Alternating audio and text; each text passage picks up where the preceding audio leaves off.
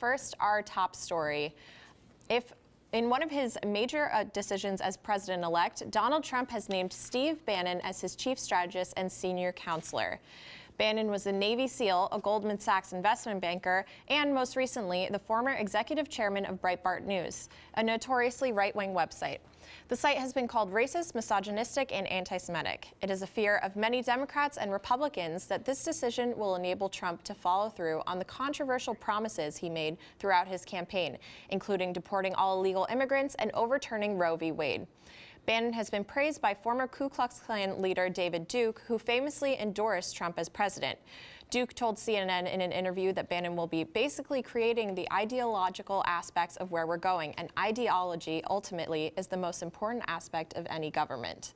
Many are pointing out that this decision is going to connect Trump and his upcoming presidency to the alt-right movement happening online and heavily influence Trump's policy and legislation.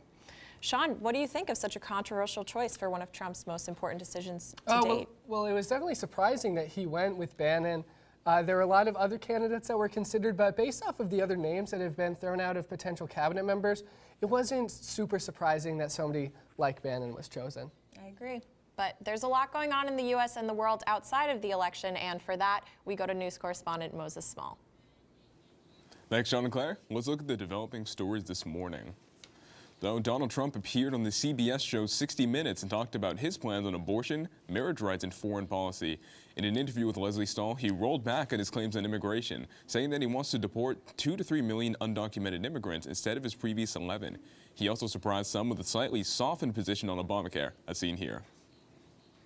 When you replace it, are you going to make sure that people with preconditions are still covered? Yes, because it happens to be one of the strongest assets. You're going to keep that? Also, with the children living with their parents for an extended period, we're going to keep very that? much try and keep that. Adds cost, but it's very much something we're going to try and keep.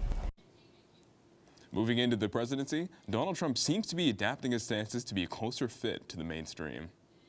On Sunday, over 100 people gathered at the Boston New Sanctuary movement near the Suffolk County Correction Center in a protest against Donald Trump's plans for deportations.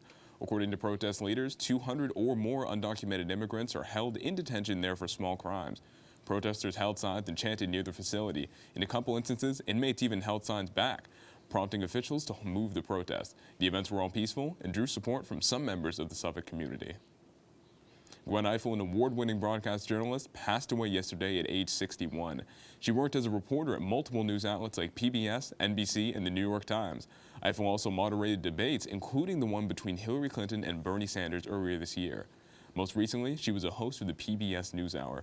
Ifill had health concerns this year as early as the spring, but kept them private. She took a leave of absence in May, and again just before the election. According to PBS, she passed away due to cancer. Many things are getting more expensive in Massachusetts, and housing is one of them. To fight this, Lawrence resident Fran Allen Acosta proposes a new way to help low-income residents become homeowners: tiny houses. They're about 300 square feet in size, just a third of the size of a typical 2-bedroom apartment. Acosta argues that tiny houses could offer a low-cost option to allow people in Lawrence to buy homes. He's working to convince Lawrence officials to approve this style of home, and as the movement continues, we could see some very small houses coming to Massachusetts. That's all I have for you today. Sean and Claire, back to you at the desk. Thanks, Moses. Now, in California, the tiny house movement is something that really has started to pick up. If it works in Lawrence, do you expect other towns in Massachusetts to follow? I think so. It's a bit of an unorthodox method, but anything to bring down those rising healthcare costs and really allow more people to buy homes should catch on and be popular. All right, thank you so much. And now for today's weather update. You want to make sure that you bring an umbrella with you if you'll be outside today. There is a 100% chance of rain during the day with a high of 55 and a low of 50. Showers will taper off into the evening with overcast skies and a 70% chance of rain later on. The rest of the week looks great, however. Tomorrow will be partly cloudy with a high of 57. Wednesday night temps will dip down to 45, which is the nicest night that we'll have all week. Thursday, it will be a perfect sunny fall day in Boston with a high of 56 and a low of 42. This will be one of the final days to get outside before it starts to get too cold out. Now, Claire, it's starting to get chilly, but we haven't seen any snow. Are you liking that it's still staying kind of warm this far into fall? It's definitely weird. I'm not used to it being this warm this late into November, but I'm enjoying it. But I'm definitely ready for some real winter weather. All right, well, we have to take a quick commercial break, but when we return, I'll be sitting down with Amy Elvidge to talk about Emerson's sustainability. And we'll be sitting down at the roundtable to discuss Trump's transitional team when we come back.